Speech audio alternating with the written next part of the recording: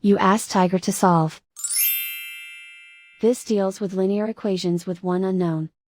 The final result is k equals 6. Let's solve it step by step. Group all constants on the right side of the equation. Add 2 to both sides.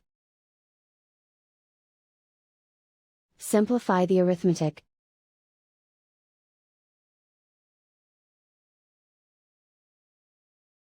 Isolate the k. Divide both sides by 3.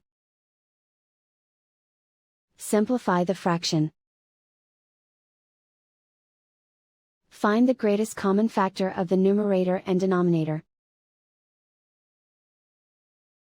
Factor out and cancel the greatest common factor. And so the final result is k equals 6.